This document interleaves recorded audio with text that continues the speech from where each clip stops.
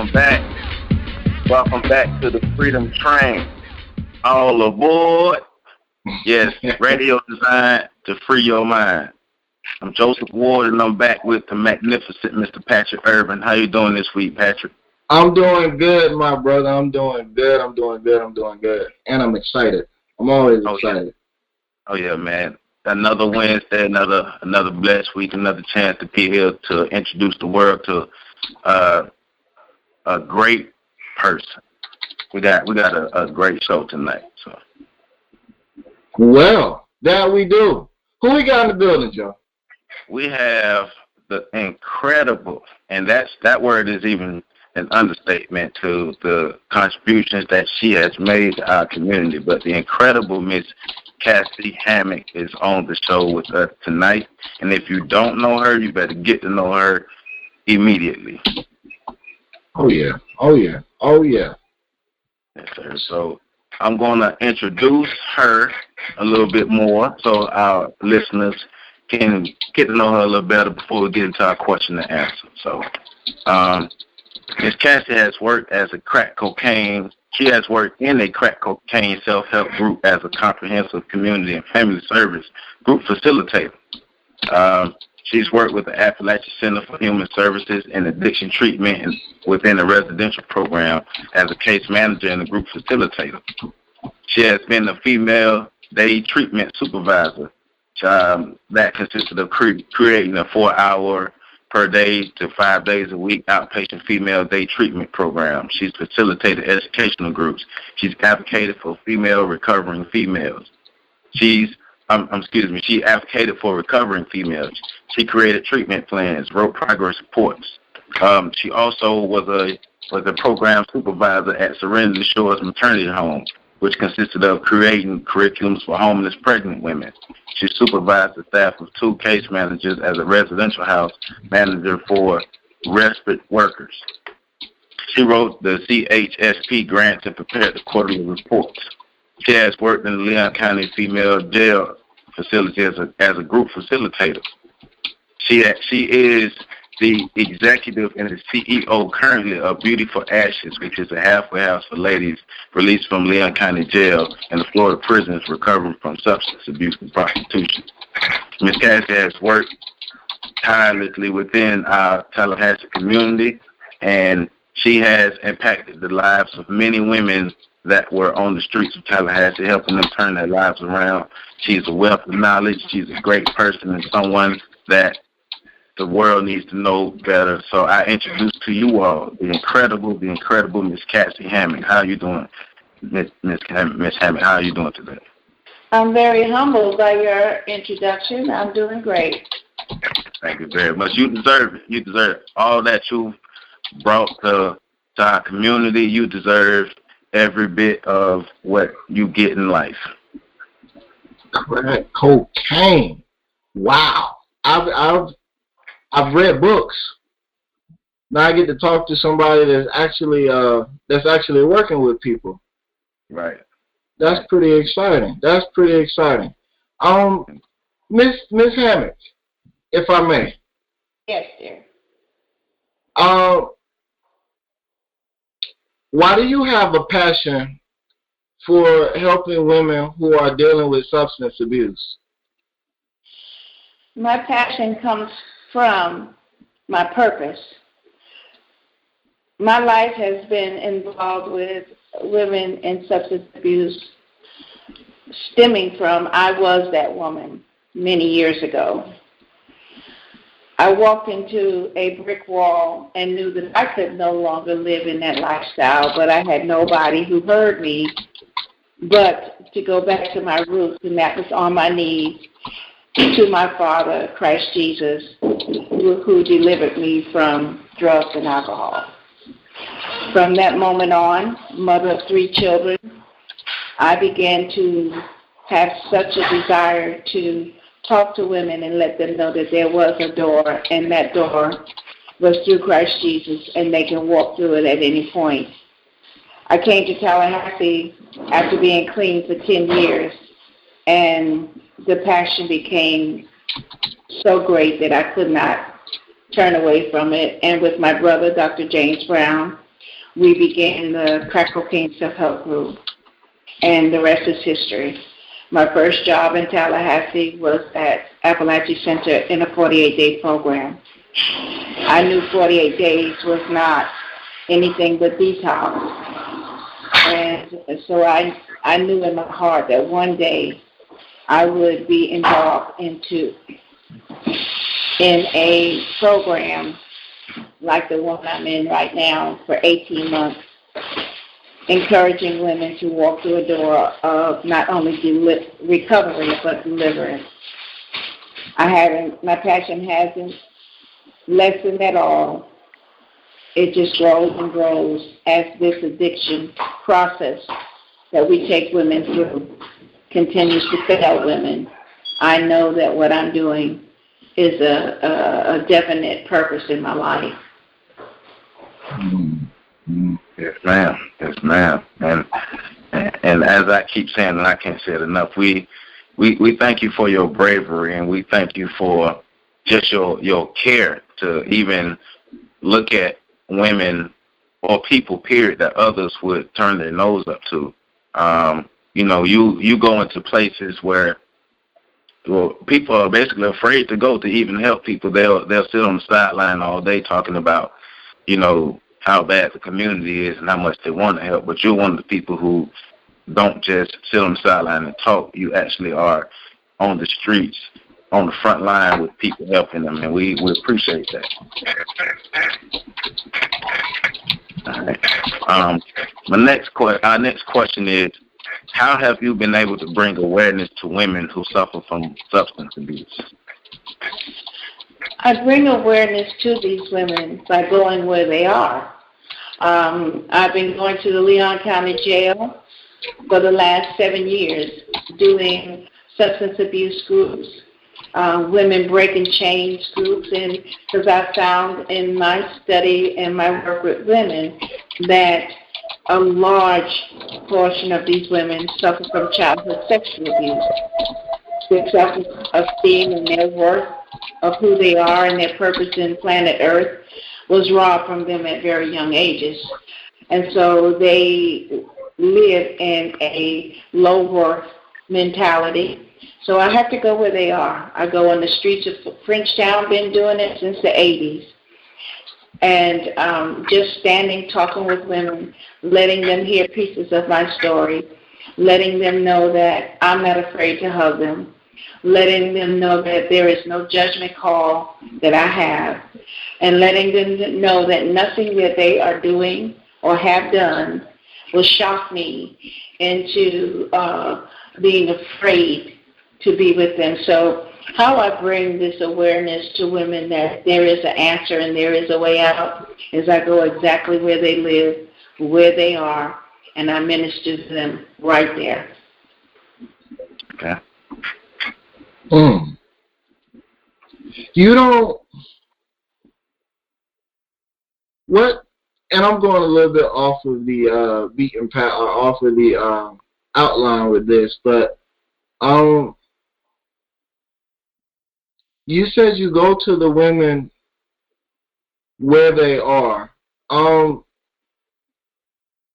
you explain to some of the listeners or some of the other people that want to get involved but might be a little bit afraid to get out there or actually meet people where they are, or or go to where the problems are? Can you help people understand the importance of going to where people are, or going to that level, or going to that location, or going to where you can find people to help and helping them move forward from where they're located? Can you help break that down for people? Certainly, because I would not advise a novice to just go over in Frenchtown or Bond or South City and Texas Street and begin to just walk up to a woman who is on the job, working, may already be high or sick or wanting to get high, and just begin to give them their intellectual or passion. There is a language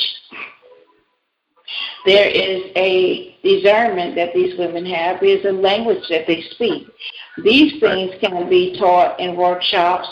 I have offered to go into churches and bring women who have been clean and sober for a while and begin to teach in small groups what we do and how we do it. Keep in your forefront that I've been out there in those trenches since 1987. So I've learned how to move around in a community, and I've been in the same community since 1987, in the Frenchtown community. So that means that my face is known, my name is known, and I've been a part of the fabric. So therefore, the doors that was open for me are open because I've proven to them that I am a fiction. I'm not a hit and run. Fix you a sandwich and give you a word, and then I'm gone for 2 or 3 months or longer. So to answer your question, I again say to you that it is a process, and that that process that I've learned, I'm willing to give away and just ask. Yeah, I agree, because some of those same streets that you have been in, and you've certainly been in the streets longer than I have, but I can remember some of these, some of these areas, and just going into these areas, and a lot of times people want to help, but they don't really know how to help. They're eager to help, but they don't know how to help. So, as you said, if they go about helping others in a manner that's counterproductive, then they're going to do more harm to the whole process, and could cause distrust between that person and future people who may want to help them. So you can't, like you said, you can't just be a novice and going out and just trying to save the world. You have to actually know what you're doing and actually have a passion and understand the process. And I'm glad you used that word, process. Okay. So my question is, I saw that you work in crisis intervention. That's something that I was interested in. So could you tell us what crisis intervention is and why it's important? Well, when you enter the world of chemical dependency and you're looking at prevention or intervention, you're looking at crisis. And whether you are in the field of prevention, that's going into the schools and into areas where a person may have had trauma emotionally or physically, and they have not as yet went to drugs to find a release for that, but the potentials for that is very, very big. And so you're going in to prevent that. And that's crisis. And so you have to be able to go in, no matter how well a mask a person has on. I'm doing great, I'm doing fine, I don't need that. You have to be able to find a way to enter in and let them feel safe in their crisis, that they can really be able to say, yeah, I've been really thinking about just smoking a joint, because they tell me that, especially when you're dealing with the peer pressure in the public school system, right, and that you can be able to feel a common ground with you, even though you're old enough to be a big brother or a mother to them, that there is a safe place that they can just share what they've been thinking, and then you will have gained the tools to give them the evidence that they can have a balanced judgment call on their next move. Just telling them don't use pot is not enough, because they're in crisis already when you're talking about prevention. When you don't know what's going on in that home or that neighborhood, or they're being bullied, or whatever the crisis may be, if the answer to that is stemming in their head, that maybe people will like me if I smoke a joint with them, or people will like me if I drink a little alcohol or beer with them, then they're on the verge and they're in crisis. And that's what we have to identify when we're talking with young people, whether or not it is evident. Okay. All right. I'm getting so wrapped up in what you're saying, I'm forgetting that I'm supposed to be asking questions.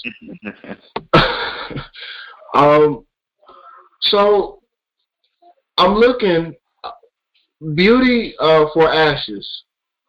Can you explain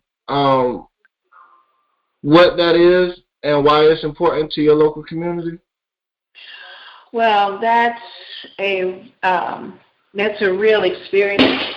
As I said, I do groups in the Leon County Jail, and for years I watched the recidivism of the same women in my class at pointed times.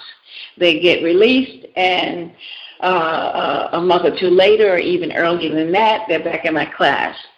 And 4 years ago, this one young lady who had been chasing around Frenchtown forever, and talking to her and giving her a sandwich every now and then and some water, and just letting her know I was available when she got tired enough. Well, she was again in my class. Over and over she'd be in my class. So I looked at her one day and I said, you know what? You're not leaving this jail until I have a place for you to go when you leave, because you have to understand, when these women come into the jail and they get released to go home, home is the 3 Ds, streets. Home is, and if you don't know, Dewey, Dunn, and the other one. And you have to know that they go home to the dope dealer, they go home to the pimp, they go home to the streets. That's not home. That's survival skills that they, at least can get high. They leave the jail at 12:01 a.m. walking, or their pimp picks them up, or the dope dealer picks them up, or a derelict that's strolling, because he knows women leave that jail at 12:01 a.m.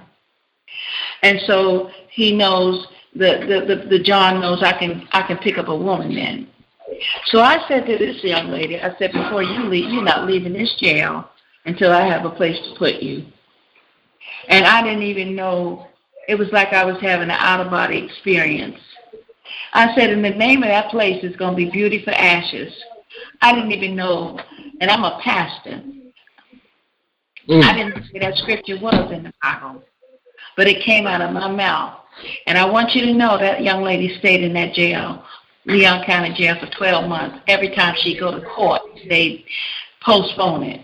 When she left that jail, she was the first woman to put her head down in the bed at Beauty for Ashes halfway house for women. So that's how that came about in April of 2011.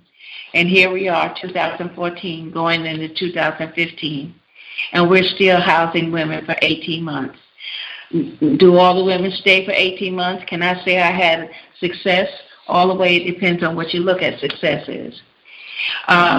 Recently, we had a woman to be found beat to death who stayed in that house for 6 months and decided that she'd rather be in her familiar place, which was in those streets. So, no, we don't have success all the time. But right now, I have 2 respite women who were residents in that house and did their time in that house and have come back to do voluntary work in that house, to stay overnight. So Beauty for Ashes House is a gift from God that was given to me to be able to keep those doors open and deal with women coming out of Leon County Jail. That's powerful. It is. I mean, because it says a lot. I'm able to rise no matter what. I'm able to rise, and I'm gonna I'm gonna make it no matter what. And you have to be able to have that mindset yourself. But if you can be the inspiration to others, what you are, Miss Cassie, I mean that's exactly what our communities need to get better. We need more of you in our communities, people who are honest about making things better. So we're committed to that. Yeah. Next question. In your opinion, do you think there's a connection between substance abuse and sexual/domestic violence? It's not only my opinion, it's a research-proven fact. Okay. That is a deadly marriage. And if we put HIV and AIDS in that mix, we got a real serious chain of events that happens in substance abuse, sexual abuse, and domestic violence, along with HIV positive results. What comes first, the egg or the chicken? Who knows? I do know that in dealing with women, there is, like I said, childhood sexual abuse, which causes them to migrate to men who will abuse them. And they become promiscuous at very young ages because that's where their worth is. And in order to deal with themselves, they'll turn to drugs or any way you want to spin that circle. But those things are very much connected. Okay. Okay. Now, I know we're short on time, so I'm gonna on time for the live on air portion. So I'm gonna ask my favoriteest question of all time. If you were the all-powerful ruler of Black America, what would you change, and what would be your message to Black people? My message to Black people, because I'm a woman that walked through civil rights. I'm a woman. I just celebrated my 69th birthday. Oh, wow. A lot of history. What I would say to Black America is denial is a dangerous, dangerous thing. That materialism is as dangerous as denial. Crab mentality, nobody gets to the top. I would tell Black America to stop saying I'm Black and I'm proud, and understanding that you were ordained to be in the pigmentation that you're in because you are powerful, just like Caucasians, just like Indians, just like Chinese. Nobody should be ashamed or feel lesser in what the Creator put them in to live. We're all spiritual people. But when our spirits have been broken and we deny who we are, then we have denied a historical fact that unless we look in the mirror and know that just as I am, I was ordained to be, and I make a difference because the God I serve does not send anything to planet Earth just because. That we all have a purpose. And if I don't make it, you can't make it, Joe. You can't make it, young man. If I don't make it, we all don't make it. We got to do this thing together, not against any other race, because that's the game that people play. But when we begin to understand the community of life, we will know that we have to do this thing in the pigmentation that we were in, and we have to do it with power, and we have to do it together. Yes, ma'am. Mm-hmm. Yes, ma'am. I second that. I totally agree. And what I appreciate about you is you're leading by example. You're leading by example. You're not just talking the talk or walking the walk. I mean, you're not just talking the talk, you're walking the walk. Can I say something, Joe, while we're still on the air? Yes, ma'am. I would like to challenge your listeners. Beauty for Ashes House exists. I have a master's degree. I haven't had a paycheck since I opened Beauty for Ashes House. Right. Beauty for Ashes House has no grant and has very few people who actually donate to that house. I'm challenging people to adopt a bed in that house. Those women have to come up with $500 to move in and $250 a month to pay rent. And that's all that does. It doesn't give me a salary. It doesn't give the rest of the people a salary. Thank God I do get interns that helps with case management and advocacy.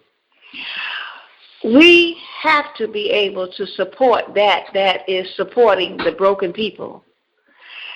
And if this radio show reaches and touches and people really want to know what to do, we're a 501c3 tax-exempt faith-based organization. I would challenge the audience to begin to donate to Beauty for Ashes. This Cheers Community Life Enrichment Center is the agency that Beauty for Ashes is housed under. We're gonna do what we do, but it would be so much easier if we had the help of the community and those in your listening area. Oh, yeah. I agree. Where can people find you? Where can people reach you? We're at 513 West Georgia Street. Okay. Our website is Beauty for Ashes. Drop the S in Ashes. If people will contact me, contact me by email, I will send them a fact sheet. Okay. And my email address is Cassie Hammock @gmail.com. Okay, remember people, Cassie Hammock @gmail.com. Correct. This is a platform. This is a forum where we know we come together to be able to help our community and help our people, because that's what we do. So we have been challenged. So we have to step up to the challenge and make sure that we walk the walk, and not just be on here talking about the Freedom Train, but making sure we actually contribute to our community. So we have been challenged to adopt a bed. So remember, you can contact her at Cassie Hammock @gmail.com. What you say, Mr. Patrick? I definitely appreciate the challenge, and I'm going to challenge people that are, whether they're listening now or they're listening to a replay or whatever, what the elder said just now about us having to support the programs and the people and the sectors that are supporting those of us that truly need support, those of us that are broken or that might be down on our luck or that might be going through hard times right now. If the most of us can't support the least of us, then there's no hope for any of us. So I'm 100%, hey, it's time to put your money where your mouth is. Yes, sir. Remember, Cassie Hammock @gmail.com. All right. So what we got next, Mr. Patrick? Well, everybody, I guess Joe is going to lead after me. So we're going to go into the next portion of our show, which is the portion where if you want to talk to Miss Cassie, you can either message me on Facebook or shoot me an email or text my phone. I think I'm accessible to most of you by any of those means. If not, you can always go ahead and call into the show and talk to her. We'll be off air, so you can feel comfortable and feel free in your discussions with her. The call-in number is going to be 712-775-7031, and the access code is going to be 619-364-257. So if you want to talk to her, go ahead and call that number, punch in that access code, and we'll be around for probably another 15 to 30 minutes off air, answering questions, chit-chatting, and doing that sort of thing. Is that what you wanted me to say, Brother Joe? Yes, sir. Appreciate it. Appreciate it. So, all right. Once again, we had a great show tonight, Miss Cassie. We appreciate your insight, your knowledge, your passion, your history, your dedication, everything that you bring to the streets of Tallahassee. And you are planting seeds, because the people who you affect go out and spread your seeds that you're planting around the country and around the world. So your message is definitely touching more people than you realize. And we really appreciate everything that you do for our community. So once again, y'all make sure you rise to the challenge. Go to Cassie Hammock at gmail.com. Email her at CassieHammock@gmail.com. And thank you for all our listeners, everybody who tunes in to us and supports us every week. That's the end of our recorded portion our live portion now, and we're gonna move on with our questions. So we'll see you again next week on the Freedom Train, and I love you all. Peace out.